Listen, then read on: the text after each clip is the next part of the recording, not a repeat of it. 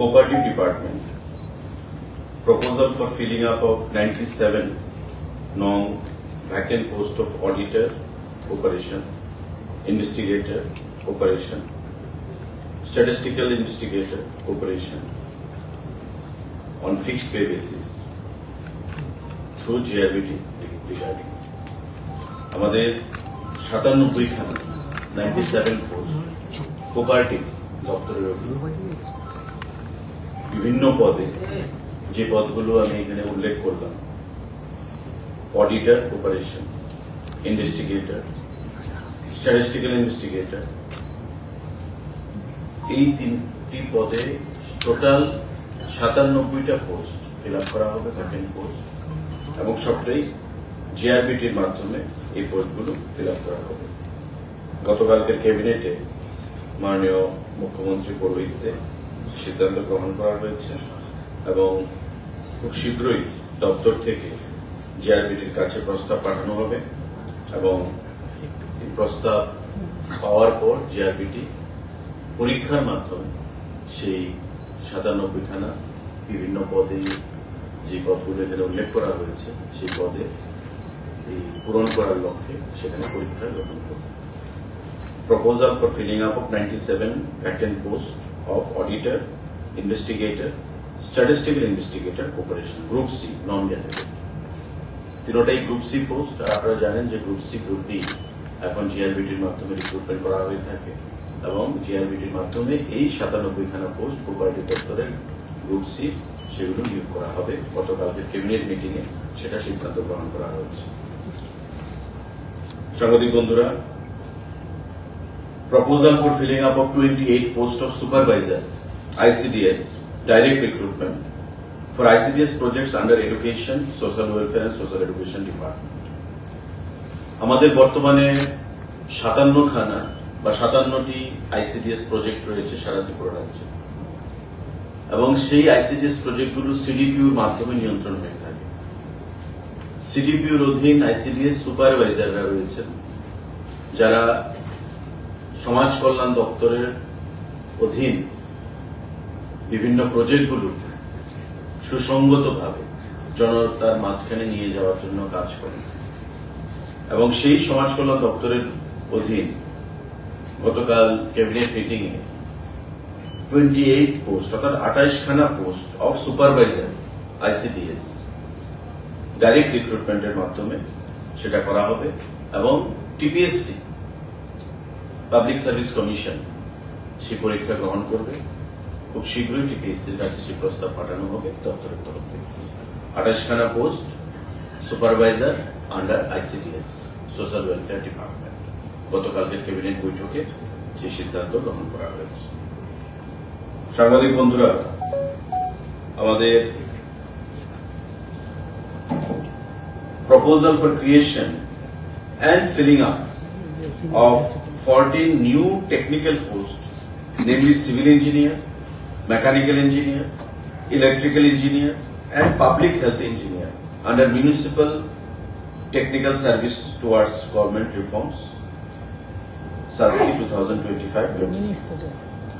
আমাদের আরবান দপ্তরের অধীন 14 খানা পোস্ট বিভিন্ন পদে, civil engineer, mechanical engineer, electrical engineer and public health engineer, total 14 খানা পোস্ট সেখানে ক্রিয়েশন করা হয়েছে এবং সেই পোস্টগুলোকে ফিল আপ করার অনুমতি সেখানে প্রদান করা হয়েছে আরবান দপ্তরের অধীন। এখানে আমাদের এই নতুন যে পোস্ট তৈরি হলো এবং সেগুলোকে নিয়োগ করার জন্য 14 খানা পোস্টে সিভিল ইঞ্জিনিয়ার, মেকানিক্যাল ইঞ্জিনিয়ার, আমাদের পাবলিক হেলথ ইঞ্জিনিয়ার এবং ইলেকট্রিক্যাল ইঞ্জিনিয়ার এগুলো নিয়োগ করা হবে আরবান দপ্তরের অধীন পৌর পরিষদের বিভিন্ন কাজ সেখানে তদারকি করার জন্য। গতকালকের ক্যাবিনেট বৈঠকে সেই সিদ্ধান্ত গ্রহণ করা হয়েছে। Proposal for engagement of 8 faculty members and supporting staffs on contract basis in Tripura Film and Television Institute, TFTI. এখানে 8 জন staff, faculty members and supporting staffs, contract basis, Tripura film and television institute যেটা আইসিএ দপ্তরের অধীন রয়েছে তাতে নিয়োগ করা হবে। এবং যে পদেগুলো নিয়োগ করা হবে ফ্যাকাল্টি মেম্বারগুলো তারা হচ্ছে 1 associate professor screen acting, 1 associate professor film and video editing, 1 editor cum demonstrator, 1 academic coordinator, 1 senior technical officer, maintenance and IT, 1 attendant for editing media lab, 1 attendant for screen acting, and 1 sound recording and mixing engineer cum demonstrator. এই 8খানা faculty members and supporting staff তারা কাজ করবে Tripura film and television ইনস্টিটিউটে।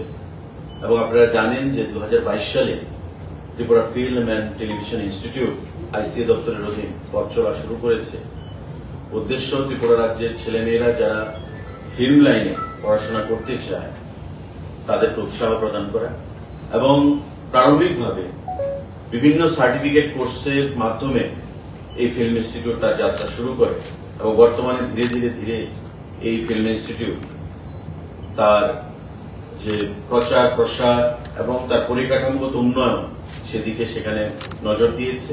এবং তারই অঙ্গ হিসাবে আমাদের এই 8খানা faculty members and supporting staff এই ত্রিপুরা ফিল্ম অ্যান্ড টেলিভিশন ইনস্টিটিউটে সেখানে এঙ্গেজ করার জন্য কন্ট্রাক্ট বেসিস আমাদের ক্যাবিনেটে সেই প্রস্তাব আসে এবং মাননীয় মুখ্যমন্ত্রীর পৌরোহিত্যে সেই ক্যাবিনেট সেই প্রস্তাবকে সম্মতি দিয়েছে। সাংবাদিক বন্ধুরা, proposal for opening of 119 new Anganwadi center Tripura Rajya in convergence of Shaksham Anganwadi and portion 2 with Dharti Aba Janjati Gram Utkarsh Abhiyan। আমাদের যে অঙ্গনওয়াড়ি সেন্টারগুলো রয়েছে তাতে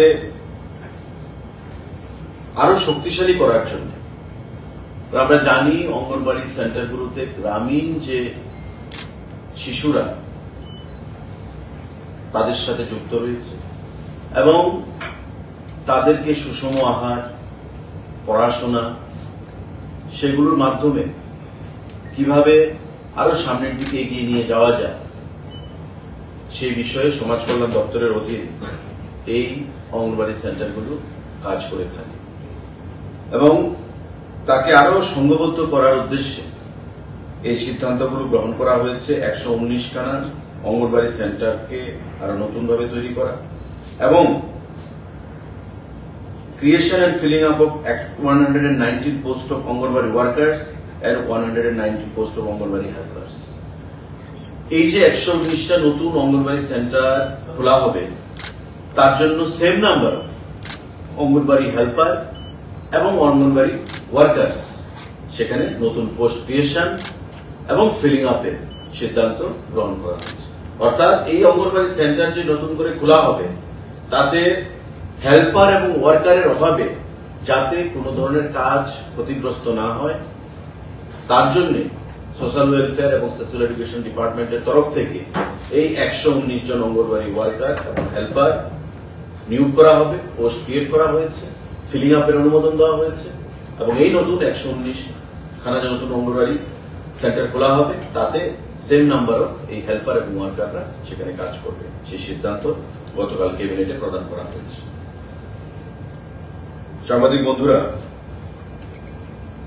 আরেকটা গুরুত্বপূর্ণ সিদ্ধান্ত, proposal for upgradation of Tripura institute of technology as state university, namely Tripura government technical university.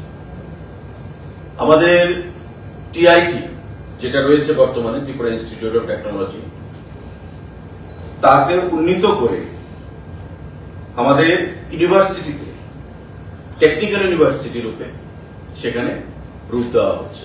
এই সিদ্ধান্ত সেটা গ্রহণ করা হয়েছে এবং প্রাথমিকভাবে যে পলিটেকনিক ইনস্টিটিউটগুলো রয়েছে আলোচনা হবে, আলোচনার মাধ্যমে এই টেকনিক্যাল ইউনিভার্সিটির আন্ডারে পলিটেকনিক ইনস্টিটিউটগুলোকে আনার চেষ্টা হবে এবং টেকনিক্যাল এডুকেশনকে যাতে আরো মানুষকে উৎসাহ প্রদান করা যায়, যুবকদেরকে, ছাত্রদেরকে, তার জন্য এই state university, namely Tripura government technical university টিআইটিকে তাতে উন্নীত করা হচ্ছে। এটা গুরুত্বপূর্ণ সিদ্ধান্ত গতকাল এটা প্রদান করা নেওয়া হয়েছে মাননীয় মুখ্যমন্ত্রীর নেতৃত্বে ক্যাবিনেট বৈঠকে। সাংবাদিক বন্ধুরা, proposal for upgradation of women's college as state university, namely Tripura government women's university. আমাদের রাজ্যে যে ইউনিভার্সিটি রয়েছে সরকারিভাবে, ত্রিপুরা সেন্ট্রাল ইউনিভার্সিটি এবং আপনাদের এই যে এমবিবি ইউনিভার্সিটি, তো মহিলাদের কোন ইউনিভার্সিটি সেখানে নেই। তাই যে ওমেন্স কলেজ রয়েছে সেই কম্পাউন্ডে, সেই ক্যাম্পাসে তাকে ইউনিভার্সিটিতে উন্নত করে তাকে ত্রিপুরা গভর্নমেন্ট ওমেন্স ইউনিভার্সিটি হিসাবে নাম দেওয়া হচ্ছে এবং নিশ্চয়ই তাতে আগামী দিনে শিক্ষা ব্যবস্থায় রাজ্য সরকারের যে ঢালাও পরিবর্তনের যে প্রচেষ্টা তা আরো সমৃদ্ধশালী হবে, শক্তিশালী হবে এবং মহিলাদেরকেও সম্মানের ক্ষেত্রে রাজ্য সরকারের যে বিভিন্ন বলিষ্ঠ পদক্ষেপ, সেই পদক্ষেপের মধ্যে একটা হিসাবে এটা গণ্য করা হবে। এই স্টেট ইউনিভার্সিটিকে, আমাদের ওমেন্স কলেজকে স্টেট ওমেন্স ইউনিভার্সিটিতে রূপান্তর করা।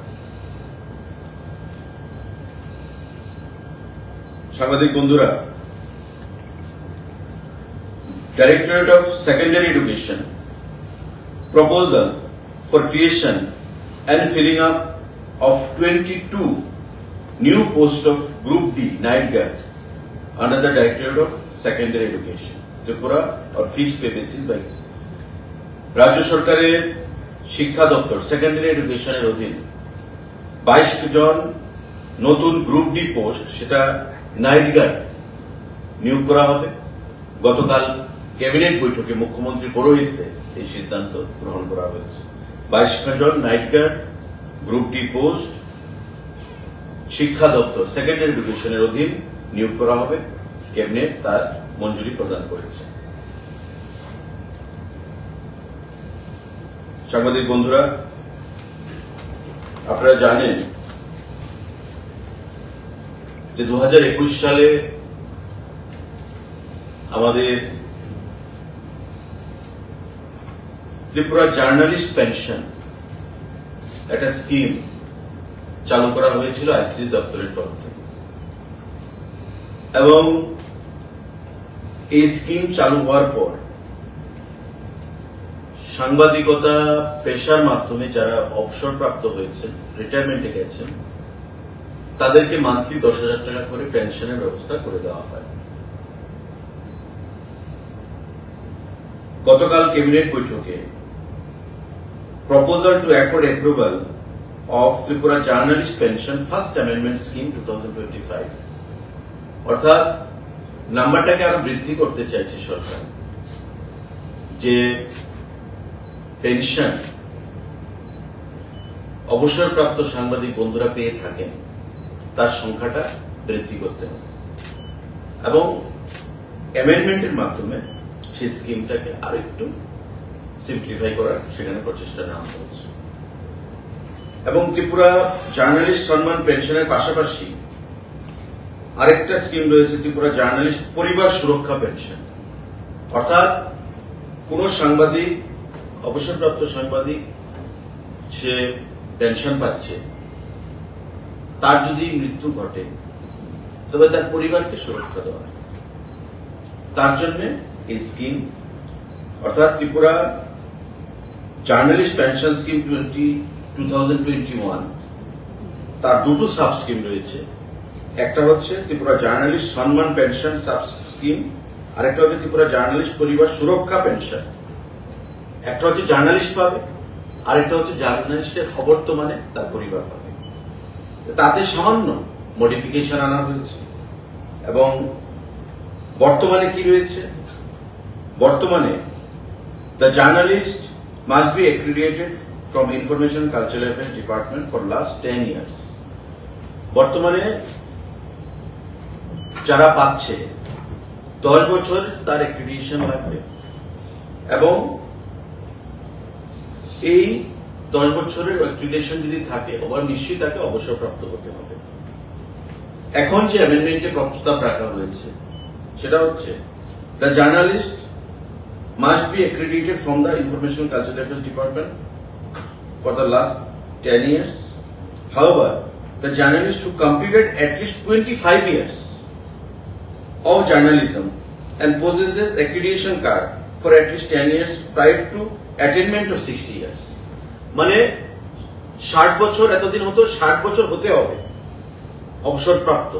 তো এখন 60 বছর না হলেও চলবে যদি সে 25 বছর সাংবাদিকতা পেশার সঙ্গে যুক্ত থাকে এবং 10 বছরের মধ্যে তার অ্যাক্রিডিটেশন কার্ড থাকে, তবে তার 60 বছর না হলেও সেখানে চলবে।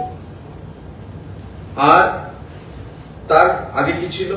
The journalist should not be convicted of any criminal cases or should not have any charges of offense by any law. আর এখন এটাই রাখা হয়েছে the journalist applying for the scheme should not have been convicted by any criminal cases. মানে সে তো convicted হলে চলবে না, কোন অবস্থাতেই তার কোনো ক্রিমিনাল কেসেস বা কনভিকশন হয়েছে এমন হলে কোনো কিছুতেই আপনারা জানেন সরকারি কোনো বেনিফিট সেখানে পাওয়া যায় না। তো সেই থেকে এটা একই রাখা হয়েছে, এটা একটু পরিবর্তন সেখানে আনা হয়েছে। অর্থাৎ আমরা চাইছি যে নাম্বার অফ যে বেনিফিশিয়ারি সেটাকে ইনক্রিজ করতে, এবং আগে যে ধারণা ছিল বা আগে যে প্রপোজাল ছিল বা আগে যেটা এস্টাবলিশড নর্মস ছিল যে 60 years he must attain the age of 60 years and 10 বছরের অ্যাক্রিডিটেশন তার থাকতে হবে। আর এখন বলা হচ্ছে যে 10 বছরের অ্যাক্রিডিটেশন থাকতে হবে কিন্তু তার 60 ইয়ার্স না হলেও চলবে যদি সে 25 বছর তার সাংবাদিকতা পেশার সঙ্গে সে যুক্ত থাকে, then he or she can apply এই যে স্কিমটার জন্য। আমাদের উদ্দেশ্য, সরকারের উদ্দেশ্য বা মাননীয় মুখ্যমন্ত্রীর উদ্দেশ্য যে এই যে বেনিফিটটা সংখ্যাটা যে পাচ্ছে সেই সংখ্যাটাকে আরো বৃদ্ধি করা।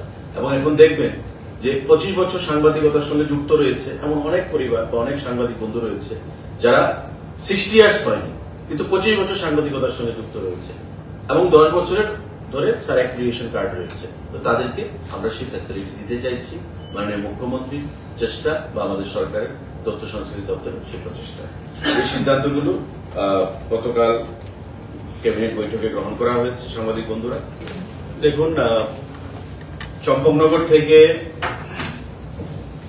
রানীর বাজার হয়ে মেঘলিপাড়া হয়ে যে ন্যাশনাল হাইওয়ের কাজ চলছে তা বাইপাসের সঙ্গে কানেক্ট হচ্ছে। এতে করে রানীর বাজার পৌর পরিষদের উপর যে রাস্তা ন্যাশনাল হাইওয়ে সেটা বাদ যাচ্ছে বা যাচ্ছিল। অর্থাৎ চম্পকনগর থেকে নলগড়িয়া হয়ে আমাদের রানীর বাজার যে ফায়ার স্টেশন, সে ফায়ার স্টেশনের বাদিক ঘেঁষে আসামপাড়া হয়ে মেঘলিপাড়া চা বাগান দিয়ে বাইপাসের সঙ্গে কানেক্ট হচ্ছে এই যে প্রপোজড ন্যাশনাল হাইওয়ে। এতে করে রানীর বাজারের মানুষের মধ্যে একটা খুব বিক্ষোভ দীর্ঘদিন ধরে রানীর বাজার পৌর পরিষদের মানুষ এবং আমি এলাকার জনপ্রতিনিধি হিসাবে আমাকে সেখানে বলা হয়েছিল ব্যাপারটা দেখার জন্য। মাননীয় মুখ্যমন্ত্রীর সঙ্গে যখন আমি আলোচনা করি তখন অলরেডি সেই প্রপোজাল পাস হয়ে গেছে এবং দিল্লিতে ডিপিআর তৈরি করার কাজও হয়ে গেছে, টেন্ডারের কাজও হয়ে গেছে, কাজও শুরু হয়ে গেছে। আমি ধন্যবাদ জানাবো মাননীয় মুখ্যমন্ত্রীকে এবং আমাদের সড়ক পরিবহন মন্ত্রী কেন্দ্রীয় সরকারের নীতিন গাডকারিজি যে আমাদের আরেকটা প্রস্তাব আগরতলার চন্দ্রপুর পর্যন্ত ওই রানীর বাজারে যেখান থেকে আমাদের ন্যাশনাল হাইওয়ে ডাইভার্সন নিয়েছে বাদিকে মেঘলিপাড়া চা বাগান হয়ে বাইপাসের সঙ্গে কানেক্ট হয়েছে রানীর বাজারকে বাদ দিয়ে, ওই জায়গা থেকে আরেকটা ন্যাশনাল হাইওয়ের প্রস্তাব, আরেকটা রাস্তার প্রস্তাব আগরতলা আইএসবিটি চন্দ্রপুর পর্যন্ত সেটা কেন্দ্রীয় সরকারকে পাঠানো হয়েছে। আমি মাননীয় মুখ্যমন্ত্রীকে অনুরোধ করেছিলাম এবং মাননীয় মুখ্যমন্ত্রী তাতে সহযোগিতা করেছেন এবং কেন্দ্রীয় সরকারের সঙ্গে আলোচনা করে আরো প্রায় 430 কোটি টাকার উপর ফান্ড সেখানে স্যাংশন করিয়েছে। তো সেই বিষয়ে আজকে আমাদের মিটিং ছিল, কারণ অনেক আপনারা জানেন প্রায় 52টার মতো টেম্পোরারি এবং পাকা বাড়ি ঘর দোকান যারা রয়েছে রানীর বাজারের ব্যবসায়ীরা সেখানে এভিক্টেড হবে। অলদো ন্যাশনাল হাইওয়েজ মানে পিডব্লিউডির এনএইচ থেকে তাদেরকে কম্পেনসেট করা হবে তাদের মানে রুলস অনুযায়ী, নর্মস অনুযায়ী, কিন্তু তারপরেও যে ধানচমনির যে রাস্তা, মরাচমনির যে রাস্তা, সেগুলোকে সুন্দর করে, কারণ এগুলো হচ্ছে অ্যাক্সিডেন্ট প্রোন এলাকা, প্রতিদিন অ্যাক্সিডেন্ট হচ্ছে, মানুষ প্রাণ হারাচ্ছে, মাথায় আঘাত পাচ্ছে, বাড়ি ঘর বিক্রি করে বাইরে ট্রিটমেন্টে যেতে হচ্ছে। তো এই ন্যাশনাল হাইওয়ে আমরা দেখলাম যদি এবার না হয় তবে আগামী 25 বছরেও আর সেটা করা যাবে না। তাই মাননীয় মুখ্যমন্ত্রীকে আমরা বিশেষ করে এলাকার জনপ্রতিনিধি হিসাবে আমি যখন আহ্বান জানালাম, আবেদন জানালাম, উনি তাতে সাড়া দিয়েছেন এবং কেন্দ্রীয় সরকারের মন্ত্রী সড়ক পরিবহন নীতিন গাডকারিজির সঙ্গে কথা বলেছেন এবং সেটাকে 430 কোটি টাকার উপর ফান্ড কেন্দ্রীয় সরকার তাতে মঞ্জুরি দিয়েছে এবং সেটা হবে চন্দ্রপুর আইএসবিটি পর্যন্ত, যে রাস্তা প্রশস্ত হবে, ওয়াইডনিং হবে, সেটা রানীবাজার আমাদের ফায়ার স্টেশন থেকে। তো সে বিষয়ে আজকে আমাদের মিটিং ছিল। আগামী কিছুদিনের মধ্যে ডিপিআর হবে এবং টেন্ডার হবে। আমরা আশা করছি 6 মাসের মধ্যে সেখানে কাজ শুরু করার প্রক্রিয়া সম্পন্ন হবে।